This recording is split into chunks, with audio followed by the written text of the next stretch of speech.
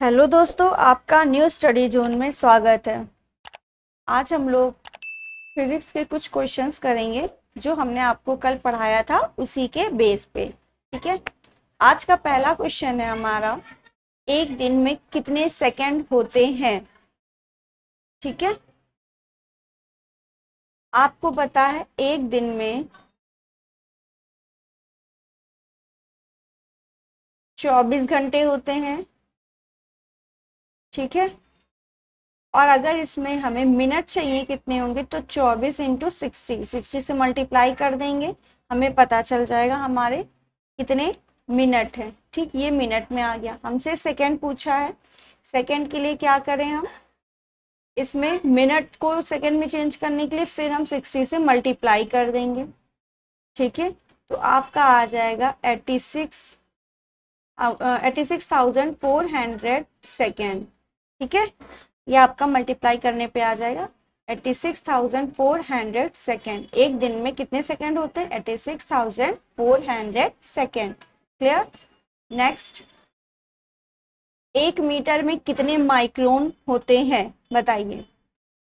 आपको पता है एक माइक्रोन में 10 की पावर -6 मीटर होते हैं, लेकिन आपसे एक मीटर में पूछा है। ठीक है। तो एक मीटर में 1/10 की पावर -6 माइक्रोन होंगे।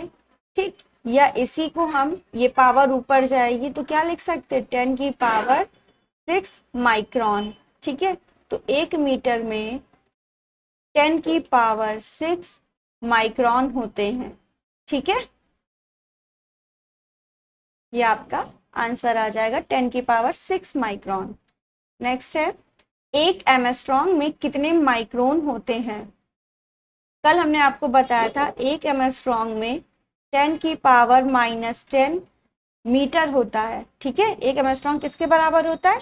10 की पावर -10 मीटर के बराबर होता है। ठीक है। इसको हम लिख सकते हैं 10 की पावर -4 इंटू 10 की पावर -6 मीटर। 10 की पावर -10 को हमने तोड़ दिया, माइनस माइनस प्लस, 6 4 10, वापस हमारा उतना ही बन जाएगा। तो हम 10 की पावर -10 को 10 की पावर -4 मल्टीप्लाई 10 की पावर -6 लिख सकते हैं। ठीक है। और आप सभी को पता है 1 मीटर में आपके कितने माइक्रोन होते हैं। 1 मीटर में 10 की पावर 6 माइक्रोन, तो 1 माइक्रोन में आपका 10 की पावर -6 मीटर होता है। ठीक है। यानी 10 की पावर -6 मीटर की जगह पे हम क्या लिख सकते हैं, 1 माइक्रोन। तो 10 की पावर -4 माइक्रोन। तो 1 एमस्ट्रॉन्ग हमारा किस में चेंज हो गया, माइक्रोन में चेंज हो गया। 1 एमस्ट्रॉन्ग इज इक्वल टू 10 की पावर -4 माइक्रोन। ठीक है। क्लियर। माइक्रोन का सिंबल म्यू होता है, इसे म्यू बोलते हैं। ठीक है। नेक्स्ट, आपसे पूछा गया है 1 पीको सेकेंड में कितने मिली सेकेंड होते हैं। तो 1 पीको सेकेंड में आपका 10 की पावर -12 सेकेंड होते हैं।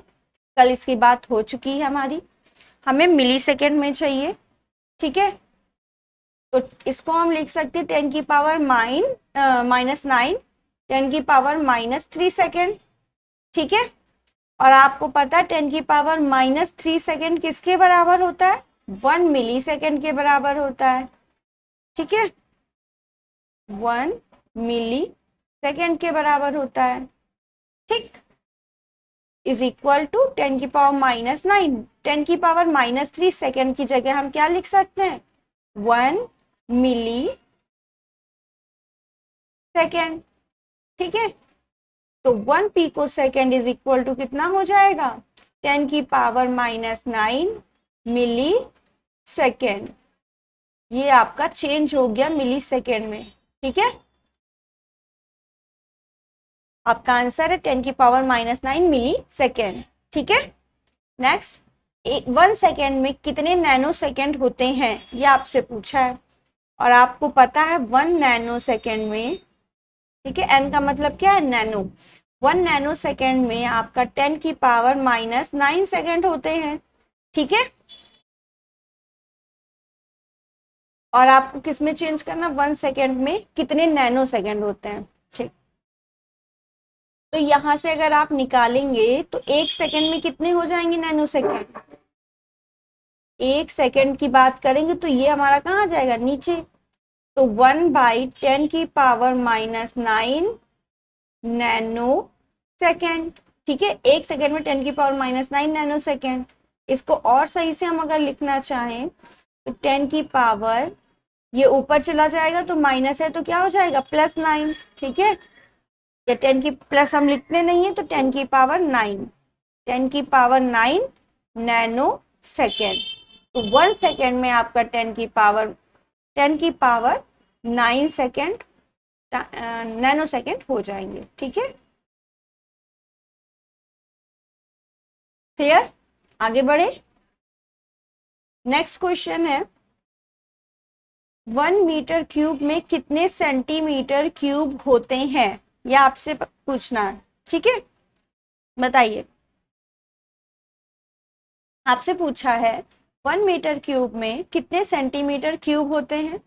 तो पहले 1 मीटर क्यूब को हम क्या लिख सकते हैं, is equal to 1 metre into 1 metre into 1 metre. किसमें चेंज करना है, सेंटीमीटर में करना है। तो आप सभी को पता होगा 1 मीटर में कितने सेंटीमीटर होते हैं, 100 सेंटीमीटर। तो मीटर को चेंज कर दिया हमने सेंटीमीटर में, ठीक है। तो 10 की पावर कितना हो जाएगा, 2 to 4 to 6, 10 की पावर 6 सेंटीमीटर, कितना 3 है तो क्यूब। तो आपका 1 मीटर क्यूब में 10 की पावर 6 सेंटीमीटर क्यूब होते हैं, ठीक है। क्लियर। नेक्स्ट क्वेश्चन देखिए, नेक्स्ट क्वेश्चन देखिए, प्रकाश के किसी रंग की तरंगदैर्घ्य 5800 एमस्ट्रॉन्ग है, मीटर में उसकी तरंगदैर्घ्य क्या ज्ञात कीजिए, ठीक है। बताइए, मीटर में आपको बताना है, एमस्ट्रॉन्ग में आपका दिया हुआ है, ठीक है। तो 5800 एमस्ट्रॉन्ग आपको दिया हुआ है, ठीक। और आपको पता है 1 एमस्ट्रॉन्ग इज इक्वल टू कितना होता है, 10 की पावर -10 मीटर, ठीक है। तो 5800 एमस्ट्रॉन्ग में कितने मीटर हो जाएंगे, 5800 इंटू 10 की पावर -10 मीटर, ठीक है। इसको और अच्छे से हम लिख सकते हैं 558 इंटू 10 की पावर, ये 2 जो है इस पे जाएंगे तो क्या हो जाएगा, प्लस माइनस प्लस माइनस, ठीक है। तो 10 से 0 2 चलेगा तो बचा 10 की पावर 8 मीटर। अब आप अपने ऑप्शन के अकॉर्डिंग इसको सही कर सकते हैं, ठीक है। आपके ऑप्शन में कैसे दिया हुआ है ये भी लिख सकते हैं इसको। और एक पॉइंट अगर हम यहाँ इधर लेके आए तो हम लिख सकते हैं 5.8 इंटू 10 की पावर -7, ठीक है, 10 की पावर -7 मीटर। तो अगर ये ऑप्शन में है तो आपका ये भी सही हो जाएगा, ये ऑप्शन में है तो आपका ये सही हो जाएगा, ठीक है। ये जो 2 जीरो थे ये हमने इसके साथ में ही भेज दिए, तो 58 इंटू 10 की पावर -8 मीटर आ गया, ठीक है। फिर हमने इसमें 10 से डिवाइड किया, 10 से मल्टीप्लाई किया तो 5.8 इंटू 10 की पावर -7 मीटर हो गया, ठीक। क्लियर। नेक्स्ट, लाल रक्त कणिकाओं का व्यास लगभग 10 की पावर -5 मीटर है, इसे माइक्रोन में व्यक्त कीजिए। तो व्यास आपका कितना दिया है, 10 की पावर -5 मीटर, ठीक है। आपको करना किसमें, माइक्रोन में करना है, ठीक है। तो 10 की पावर -5 मीटर को हम लिख सकते हैं 10 इंटू 10 की पावर -6 मीटर, लिख सकते हैं। देखो -6 और +1 प्लस माइनस माइनस 10⁻⁻5 वापस आ जाएगा, इसका मतलब ये हम लिख सकते हैं। और आपको मैंने अभी बताया था 1 micron is equal to 10⁻⁻6 metre होता है।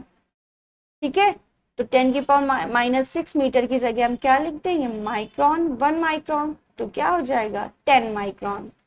तो 10⁻⁻5 मीटर को हम 10 माइक्रोन लिख सकते हैं। ठीक है, समझ गए? ठीक है, आगे बढ़ते हैं। ये हमारे क्वेश्चंस हमने कुछ आपको करवाए हैं यूनिट से रिलेटेड, ठीक है, चेंज करने के लिए। इसके बाद हम आज बात करेंगे इंपॉर्टेंट यूनिट्स की। कल हमने कुछ यूनिट्स की बात की थी, उसके आगे आज बात करेंगे। ठीक है, तो इंपॉर्टेंट यूनिट्स, पहला है हमारा ऊष्मागतिक ताप। ऊष्मागतिक ताप की आपको यूनिट बतानी है क्या होती है। तो ऊष्मागतिक ताप की आपकी यूनिट होती है केल्विन। ताप की कोई भी हो उसकी यूनिट क्या होती है, केल्विन होती है। ठीक है, तो ऊष्मागतिक ताप की यूनिट आपकी केल्विन है। ठीक है, नेक्स्ट है कोण। कोण की यूनिट होती है रेडियन। कोण को नापा जाता है रेडियन में। ठीक है, यहीं पे अगर ठोस कोण की बात कर दें तो इसे स्टेरेडियन में नापेंगे, स्टेरेडियन। ठीक है, स्टेरेडियन में। चाल की आपको क्या बताया था मैंने, बताइए। चाल का फॉर्मूला याद है, दूरी बटे चाल बराबर दूरी बटे समय। दूरी की यूनिट होती है मीटर और समय की सेकंड, तो मीटर पर सेकंड। तो आपका इसकी यूनिट हो जाएगी मीटर पर सेकंड। ठीक है, आवृत्ति की यूनिट हर्ट्ज होती है।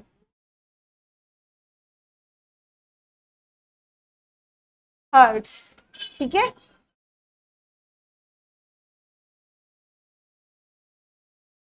जड़त्व आघूर्ण की यूनिट होती है आपकी किलोग्राम।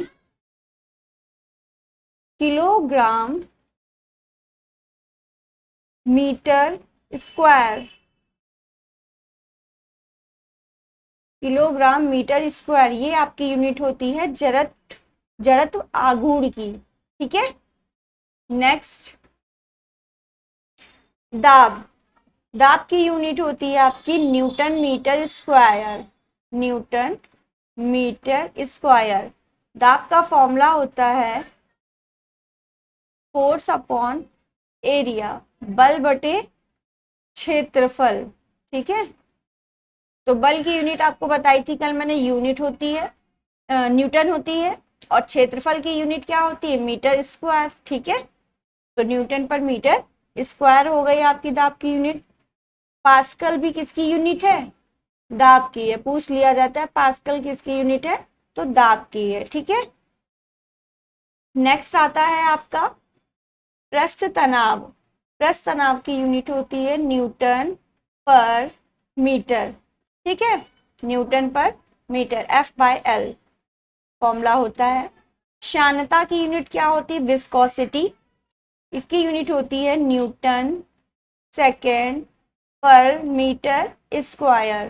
ठीक है, श्यानता की यूनिट क्या होती है, न्यूटन सेकेंड पर मीटर स्क्वायर। ऊष्मा चालकता की यूनिट वॉट पर मीटर पर डिग्री सेंटीग्रेड। ठीक है,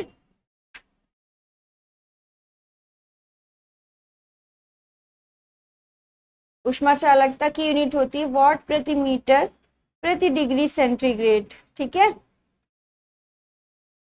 नेक्स्ट है चुंबक फ्लक्स की यूनिट क्या होती है, इसकी यूनिट होती है वेबर। ठीक है, वेबर आपकी किसकी यूनिट होती है, चुंबकीय फ्लक्स की। एंट्रोपी की यूनिट क्या होती है, एंट्रोपी की होती है आपकी जूल पर केल्विन। ठीक है, जूल पर केल्विन। नेक्स्ट है आपकी विशिष्ट ऊष्मा। इसकी यूनिट होती है जूल पर किलोग्राम केल्विन, ठीक है, केल्विन, जूल पर किलोग्राम केल्विन, ये आपकी विशिष्ट ऊष्मा की यूनिट होती है। विद्युत आवेश की यूनिट आपकी कूलाम्ब होती है। ये जितनी भी है इंपॉर्टेंट है, ठीक है। नेक्स्ट, विभवांतर, विभवांतर की यूनिट आपकी वोल्ट होती है। विद्युत प्रतिरोध की यूनिट आपकी ओम होती है, ठीक है। ओम का सिंबल ऐसे भी बना के दे दिया जाता है, ठीक है, ओम। विद्युत धारिता की यूनिट फैराडे होती है, या फैरड, फैरड, फैराडे, इसको एफ से डिनोट करते हैं, ठीक है।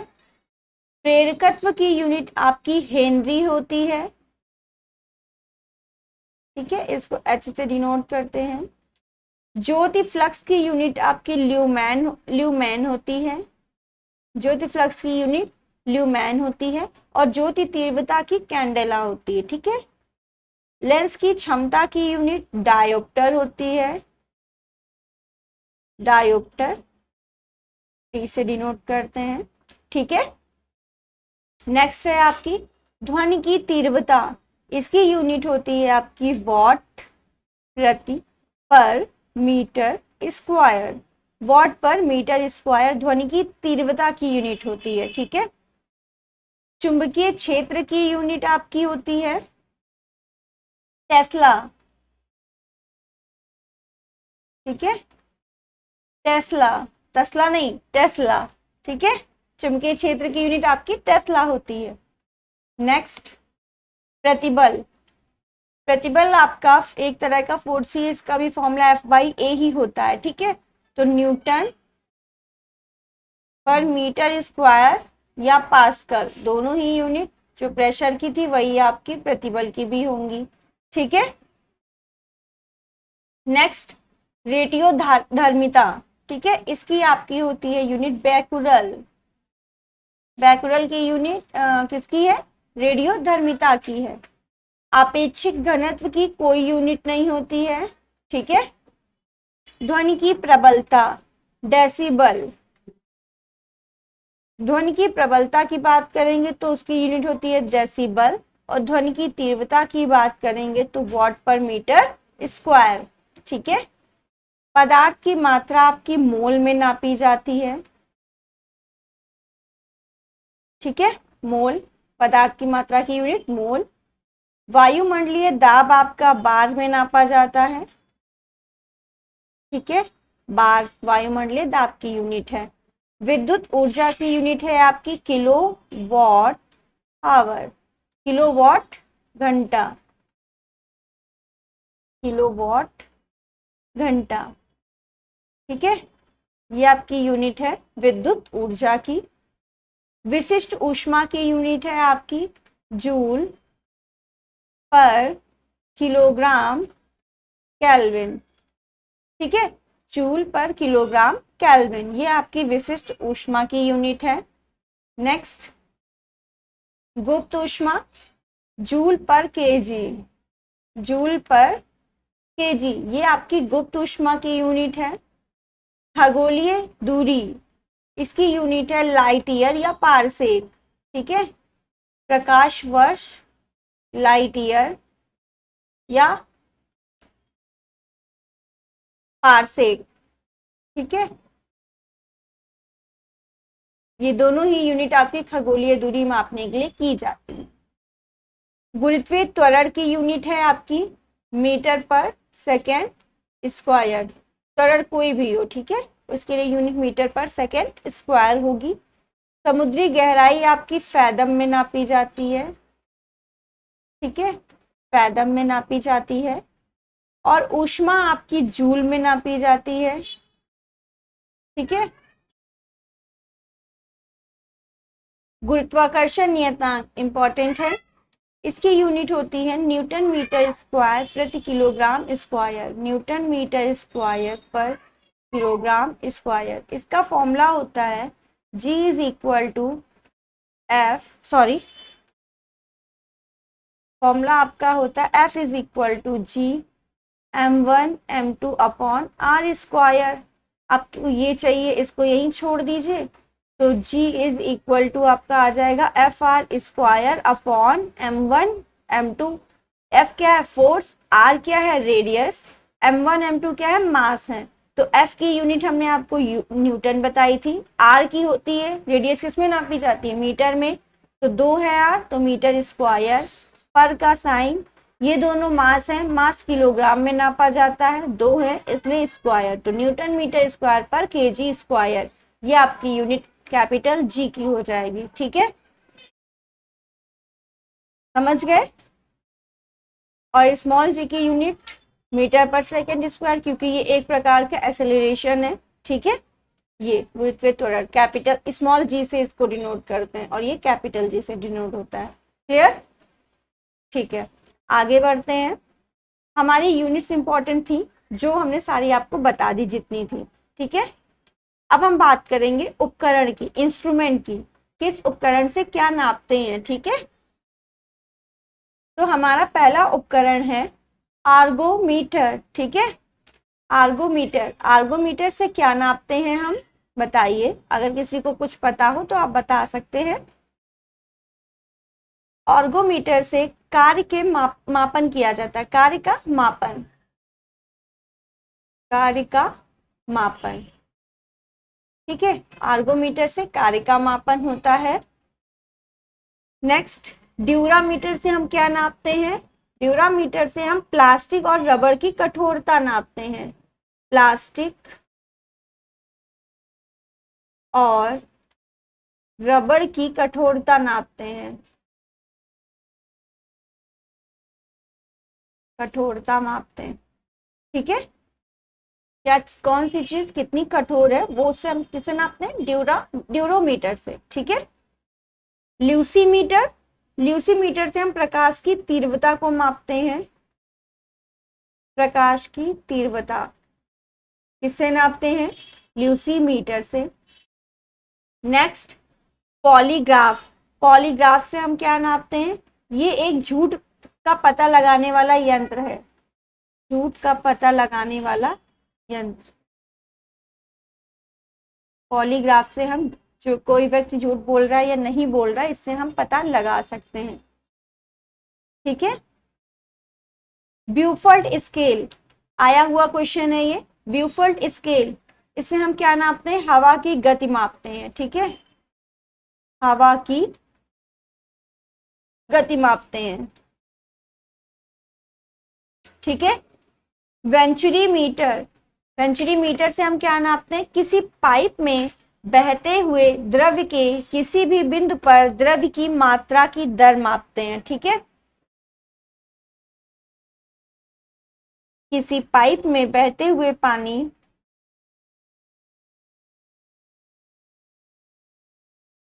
बहते हुए द्रव्य के किसी बिंदु पर, कहीं भी बात करें, ठीक है, किसी बिंदु पर।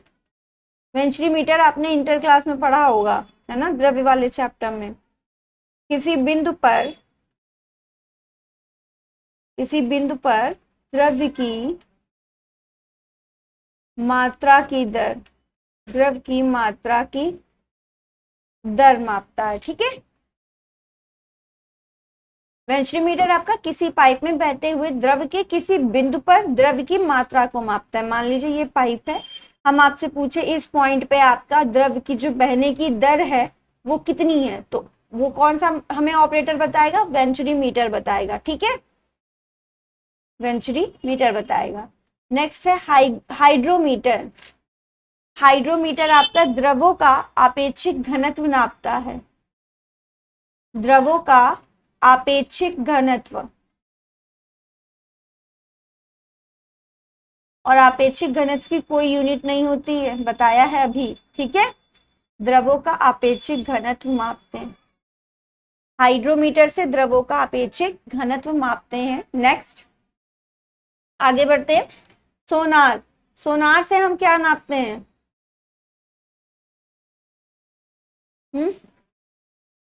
बताइए। सोनार से हम पानी के अंदर वस्तुओं का पता लगाने के लिए सोनार का यूज करते हैं। ठीक है, पानी के अंदर वस्तुओं का पता लगाने के लिए, वस्तुओं का पता लगाने के लिए किसका यूज करते हैं? सोनार का यूज करते हैं। ठीक है, नेक्स्ट है लेक्टोमीटर। लेक्टोमीटर का यूज क्या करते हैं, किस लिए करते हैं बताइए? दूध की शुद्धता या घनत्व मापने के लिए। दूध की शुद्धता या घनत्व मापने के लिए हम लेक्टोमीटर का यूज करते हैं। ठीक है, नेक्स्ट है थर्मामीटर। सबको पता है ये तापमान के लिए होता है। ठीक है, तापमान मापना होता है तो थर्मामीटर का यूज करते हैं तापमान के लिए। नेक्स्ट है एक्सलेरोमीटर। एक्सलेरोमीटर से क्या नापते हैं? त्वरण नापते हैं। ठीक है, त्वरण मापते हैं, एक्सेलरेशन बोलते हैं इसको इंग्लिश में, उसी नाम पे ये है एक्सलेरोमीटर। ठीक है, त्वरण नापते हैं। ओम मीटर। ओम मीटर से क्या नापते हैं? प्रतिरोध। जो हमारा सर्किट है उसमें प्रतिरोध कितना है वो हम किससे नापेंगे? ओम मीटर से। विद्युत परिपथ में, विद्युत परिपथ में प्रतिरोध नापते हैं।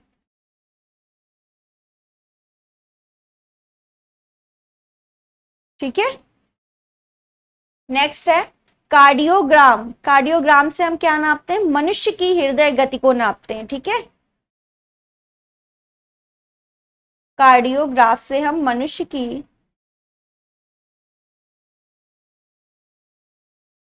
की हृदय गति,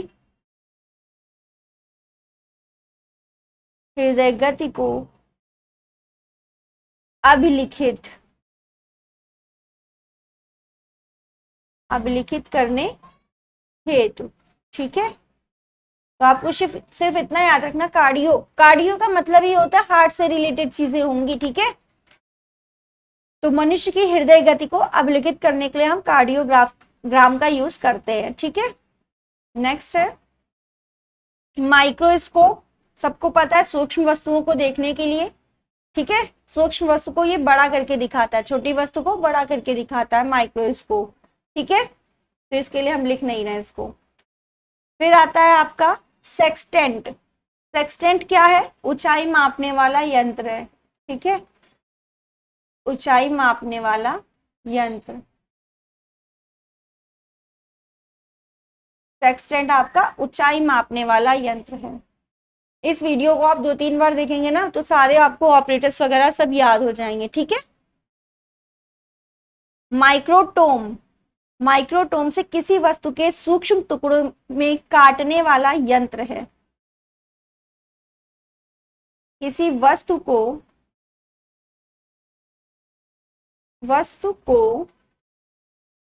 सूक्ष्म टुकड़ों में,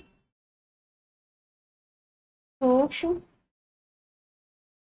टुकड़ों में काटने वाला यंत्र।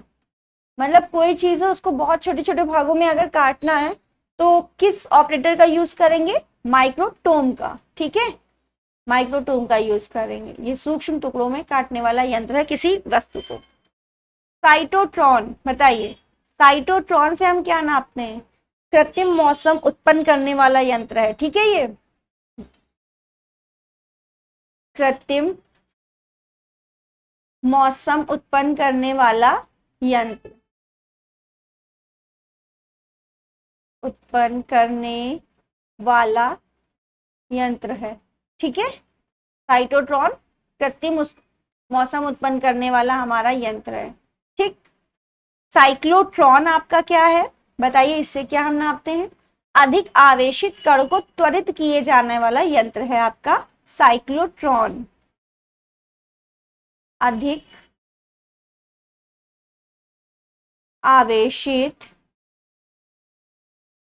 कण को त्वरित किए जाने वाला यंत्र, त्वरित किए जाने वाला यंत्र। ठीक है, ये आपका साइक्लोट्रॉन होता है। क्रास्कोग्राफ से हम क्या नापते हैं? पौधों की वृद्धि को दर्शाता है, ठीक है। क्रास्कोग्राफ आपका पौधे की वृद्धि को दर्शाता है। पौधों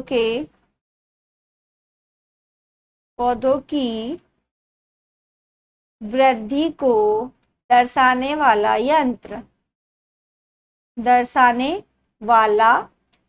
यंत्र, ये आपका क्रास्कोग्राफ होता है, ठीक है। Next, endoscope.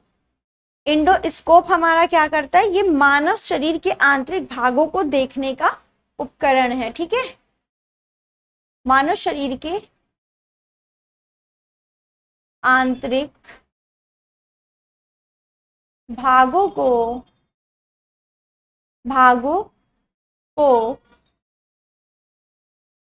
देखने वाला यंत्र, ठीक है। इंडो का मतलब ही होता है अंदर, ठीक है। मानव शरीर के आंतरिक भागों को देखने वाला यंत्र, ठीक है, इंडोस्कोप। फिर आता है आपका फोटोमीटर। फोटोमीटर से हम क्या नापते हैं? फोटोमीटर जो है आपको पौधों में वाष्पोत्सर्जन दर को मापता है। पौधों में वाष्पोत्सर्जन दर को मापने वाला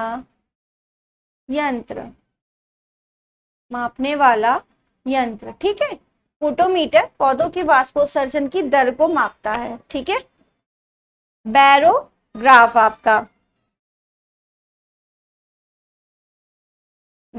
आपका क्या नापता है बताइए? बैरोग्राफ से हम नापते हैं वायुमंडलीय के दाब में होने वाले परिवर्तन को, ठीक है। बायोग्राफ से वायुमंडलीय दाब में होने वाले परिवर्तन को मापते हैं, होने वाले परिवर्तन को मापते, ठीक है। क्लियर? बैरोग्राफ से हम वायुमंडलीय दाब में होने वाले परिवर्तन को मापते हैं। फिर आता है अल्टीमीटर। अल्टीमीटर से हम, इसका उपयोग आपका उड़ते हुए विमान की ऊंचाई मापने के लिए होता है। उड़ते हुए विमान की ऊंचाई मापने हेतु, तो अल्टीमीटर का उपयोग आपका उड़ते हुए विमान की ऊंचाई मापने हेतु किया जाता है, ठीक। अमीटर का आपका उपयोग होता है विद्युत धारा को मापने के लिए। विद्युत धारा को मापने के लिए विद्युत धारा मापते हैं, ठीक है, इतना लिख दिया। तो अमीटर से विद्युत धारा नापते हैं और अल्टीमीटर से उड़ते हुए विमान की ऊंचाई मापते हैं, ठीक है, कि ये विमान कितनी ऊंचाई पे उड़ रहा है। तो उसके लिए क्या यूज करते हैं ऑपरेटर? अल्टीमीटर। क्लियर? कैलिपर्स, आपने हाई स्कूल में प्रैक्टिकल भी किया होगा वर्नियर कैलिपर्स का, ठीक है, इंटर में भी यूज किया होगा। तो कैलिपर्स आपका कोई भी वस्तु हो, बेलनाकार वस्तुओं के जो अंदर और बाहर, उसकी व्यास नापने के लिए किया जाएगा, ठीक है, वो कितनी उसकी व्यास है, ठीक है। तो लिखेंगे इसमें, इसके द्वारा बेलनाकार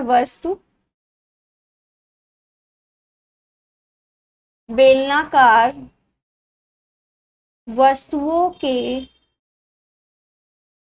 अंदर तथा या कि बाहर, अंदर तथा बाहर के व्यास मापे जाते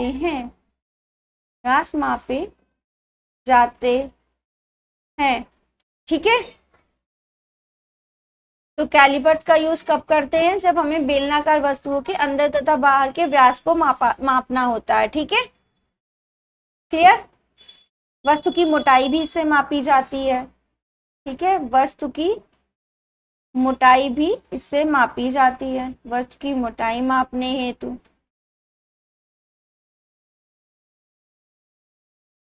ठीक है, वस्तु की मोटाई मापने हेतु और बेलनाकार वस्तुओं के अंदर तथा बाहर के व्यास को मापने हेतु। ठीक है, आगे बढ़ते हैं। ऑडियोमीटर, ऑडियोमीटर से हम क्या नापते हैं बताइए। ऑडियो का मतलब क्या है, सुनना। ऑडियो का मतलब ही होता है क्या, ईयर से, मतलब कान से रिलेटेड कोई चीजें होंगी, है ना। तो इसका उपयोग लोग सुनने में सहायता के लिए, आइडियोमीटर है, सॉरी, हमने आइडियोफोन का बता दिया। ध्वनि की तीव्रता को मापने हेतु तो काम आता है ऑडियोमीटर। ठीक है, ध्वनि से रिलेटेड चीजें होंगी, ध्वनि की तीव्रता मापने हेतु। ठीक है, एनीमोमीटर, ये हवा की शक्ति तथा गति मापता है, हवा की शक्ति तथा गति मापता है। ठीक है, कैलोरीमीटर, ये कैलोरीमीटर क्या है, तांबे का बना होता है, ये ऊष्मा की मात्रा को मापता है, ऊष्मा की मात्रा को मापता। ठीक है, ये तांबे का बना होता है। ठीक है, नेक्स्ट है आपका डायनेमोमीटर। बताइए डायनेमोमीटर का यूज किस लिए करते हैं। इसका यूज जो है इंजन द्वारा उत्पन्न की गई शक्ति को मापने में किया जाता है, इंजन द्वारा उत्पन्न की गई शक्ति, इंजन से कुछ पावर आपकी प्रोड्यूस होगी, उस शक्ति को मापने के लिए किसका यूज करेंगे, डायनेमोमीटर का। ठीक है, शक्ति को मापने हेतु किसका यूज होगा, डायनेमोमीटर का। फैदोमीटर का यूज किस लिए करते हैं, समुद्र की गहराई मापने हेतु, फैदोमीटर का यूज समुद्र की गहराई मापने हेतु करते हैं, समुद्र की गहराई मापने हेतु। ठीक है, मैनोमीटर, मैनोमीटर का यूज किस लिए किया जाता है, गैस का दाब ज्ञात करने में इसकी मदद ली जाती है, गैस का दाब मापने हेतु। ठीक है,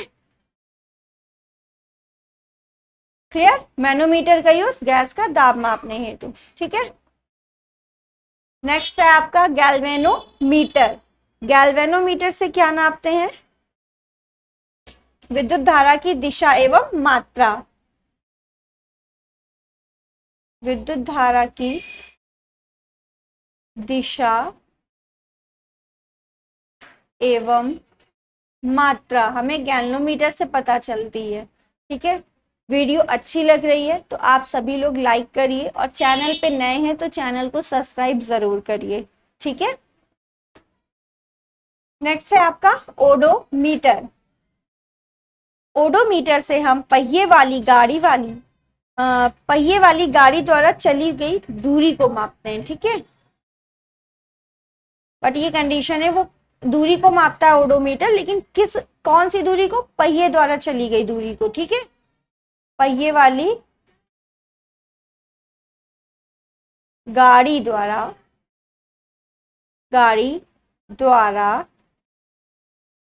चली गई दूरी को मापता है। ठीक है, पहिए वाली गाड़ी द्वारा चली गई दूरी को मापता है ओडोमीटर। ठीक है, ये दूरी लिखा है। नेक्स्ट है थर्मोस्टेट। थर्मोस्टेट, इसका प्रयोग जो है किसी वस्तु का ताप एक निश्चित बिंदु तक बनाए रखने के लिए किया जाता है। ठीक है, किसी वस्तु का ताप एक निश्चित बिंदु पर, एक निश्चित बिंदु पर बनाए रखने हेतु। ठीक है, बनाए रखने हेतु किया जाता है। थर्मो का मतलब होता है टेम्परेचर यानी ताप से स्टेट एक समान, ठीक है, एक निश्चित बिंदु पर बनाए रखने के लिए किसका यूज करते हैं, थर्मो स्टेट का। ठीक है, नेक्स्ट आता है आपका विस्कोमीटर। विस्कोमीटर दिखेगा नहीं, ये दूसरा कलर लेते हैं। विस्कोमीटर बताइए, विस्कोमीटर का यूज किस लिए करते हैं, द्रवों की श्यानता ज्ञात करने के लिए विस्कोमीटर का यूज करते हैं। ठीक है, द्रवों की श्यानता ज्ञात करने हेतु हम किसका यूज करते हैं, विस्कोमीटर का। ठीक है, टेलीस्कोप, टेलीस्कोप का यूज किस लिए करते हैं, इसका उपयोग दूर की वस्तुओं को स्पष्ट देखा जा सकता है। ठीक है, इसका उपयोग किस लिए करते हैं, दूर की वस्तु को स्पष्ट देखने के लिए, दूर की वस्तु को स्पष्ट देखने के लिए, स्पष्ट देखने के लिए। ठीक है, टेलीस्कोप का यूज दूर की वस्तु को स्पष्ट देखने के लिए किया जाता है। नेक्स्ट है आपका हाइड्रोफोन। हाइड्रोफोन का यूज जो है, फोन का मतलब आवाज से होगा। ठीक है, यह पानी के अंदर ध्वनि तरंगों की गणना करने में काम आने वाला यंत्र है। ठीक है, हाइड्रो का मतलब वाटर होता है। ठीक है, तो पानी के अंदर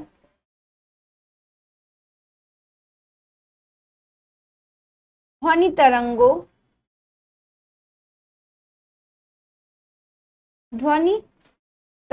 की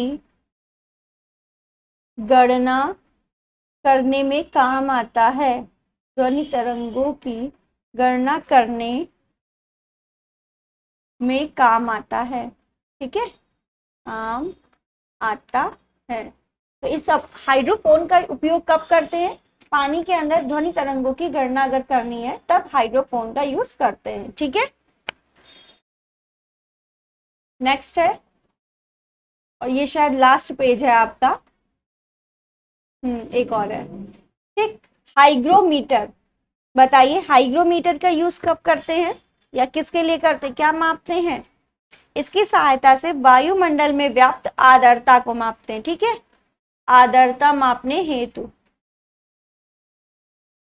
आर्द्रता मापने हेतु। ठीक है, मापते सिर्फ इतना लिख के दे रहे, आर्द्रता मापते हैं। ठीक है, हाइग्रोमीटर से आर्द्रता मापते हैं। नेक्स्ट स्क्रू गेज, ये बारीक तारों के व्यास को मापता है। ठीक है, बहुत छोटे से तार है, मान लो ये एक तार है। ठीक है, उसका आपको व्यास नापना है कि ये कितना है, इसका व्यास कितना है, तो उसके लिए क्या यूज करते हैं, स्क्रू गेज का यूज करते हैं। ठीक है, तारों का, बारीक तारों का लिख देते हैं, बारीक तारों का व्यास मापने हेतु, व्यास मापने हेतु हम स्क्रू गेज का यूज करते हैं। ठीक है, सिस्मोग्राफ का यूज भूकंप का पता लगाने के लिए होता है, पूछा जाता है। सिस्मोग्राफ का यूज किसके लिए होता है, भूकंप का पता लगाने हेतु, भूकंप का पता लगाने हेतु।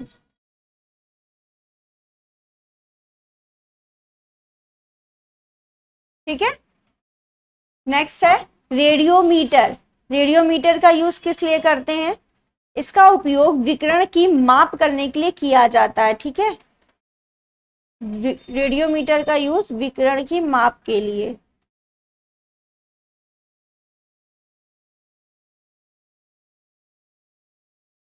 ठीक है, विकिरण को मापने के लिए किसका यूज करते हैं, रेडियोमीटर का यूज करते हैं। पायरोमीटर का यूज, इसमें इसका यूज जो है दूर स्थित वस्तुओं के ताप को ज्ञात करने हेतु इसका उपयोग किया जाता है। ठीक है, ताप के लिए तो किया जाता है, लेकिन किस ताप को मापने के लिए करेंगे, दूर स्थित वस्तुओं का, दूर स्थित वस्तुओं का ताप मापने हेतु पायरोमीटर का उपयोग किया जाता है। ठीक है। पोटेंशियोमीटर का यूज किस लिए करते हैं? या विद्युत वाहक बलों की तुलना करने में, लघु प्रतिरोधों के मापन में तथा वोल्टमीटर व अमीटर के कैलिब्रेशन में काम आता है। ठीक है। तो इतना इसका याद रखिए, पोटेंशियोमीटर जो है आपका लघु प्रतिरोधों के मापन में यूज होता है। ठीक है। पूरा हम लिख नहीं रहे, बोल रहे हैं, सुन लीजिए आप लोग। या विद्युत वाहक बलों को की तुलना करने में, लघु प्रतिरोधों के मापन में तथा वोल्टमीटर व अमीटर के कैलिब्रेशन के काम आता है। ठीक है। अगर हम लिखना चाहें तो हम लिख सकते हैं लघु प्रतिरोधों के मापन में, लघु प्रतिरोधों के को मापने के लिए। ठीक है। उस किसका यूज होता है? पोटेंशियोमीटर का यूज होता है। ठीक है। Next, periscope. पेरिस्कोप का यूज पनडुब्बी में उपयोग होने वाला ऐसा उपकरण है। ये पेरिस्कोप कहाँ यूज किया जाता है? पनडुब्बी में उपयोग किया जाता है। इसका यूज क्या है? इसकी सहायता से पानी में डूबे हुए को पानी के ऊपर का दृश्य दिखाई पड़ता है। जैसे कोई, ये समुद्र है, इसके अंदर कोई व्यक्ति गया, उसको, ठीक है, तो उसको पानी के अंदर से ऊपर की वस्तु देखनी है। ठीक है। तो उसको दिखाई देगा, तो वो कौन सा ऑपरेटर होता है? पेरिस्कोप होता है। ठीक है। तो पानी में डूबे हुए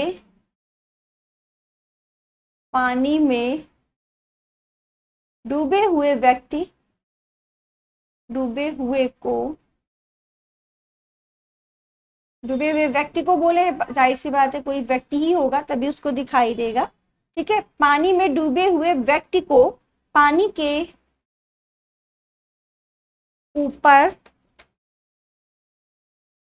के ऊपर का दृश्य दिखाई पड़ता है। ठीक है। अगर इसका, इस ऑपरेटर का यूज करेगा तो। ठीक है। पानी के ऊपर जो चीजें हैं उन सबको वो देख सकता है। स्पीडोमीटर का यूज किस लिए होता है? ये जो है आपका कार, ट्रक आदि वाहनों में लगा रहता है। ठीक है। गति को प्रदर्शित करता है। स्पीडोमीटर सिर्फ गति को प्रदर्शित करता है। ठीक है। गति को प्रदर्शित करता है,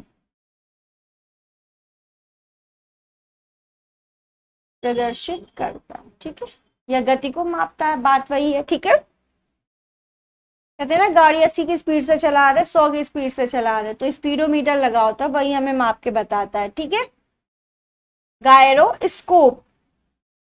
गायरोस्कोप का यूज जो है घूमती हुई वस्तुओं की गति ज्ञात करने के लिए होता है। जैसे पृथ्वी हमारी लगातार घूमती रहती है। ठीक है। तो घूमती हुई वस्तु की गति कितनी है, कैसी है, ठीक है, ये पता लगाने के लिए हम किसका उपयोग करते हैं? गायरोस्कोप का। घूमती हुई वस्तुओं की गति ज्ञात करते हैं। ठीक है। तो गायरोस्कोप से घूमती हुई वस्तुओं की गति ज्ञात करते हैं। ठीक है। ये हमने आपको कुछ यूनिट्स बताई हैं, कुछ ऑपरेटर्स बताए हैं और आपको न्यूमेरिकल करवाए हैं। ठीक है। अब ये जितने मैंने लिखे हुए हैं ये लगभग सब आए हुए क्वेश्चन है। ठीक है। ग्रुप डी के लिए तो बहुत इंपॉर्टेंट है ये। ठीक, समझ गए इतनी बात? ठीक है।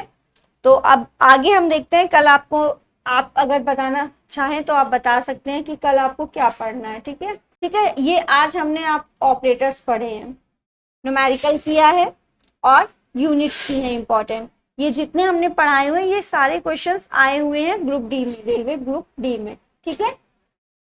इसके आगे हम आपको कल पढ़ाएंगे। ठीक है। कल बात करेंगे। वीडियो अच्छी लगी है तो लाइक करिए, शेयर करिए और सब्सक्राइब करिए और बेल आइकन को ज़रूर प्रेस करिएगा जिससे हमारा नोटिफिकेशन आपको मिल सके। ठीक है।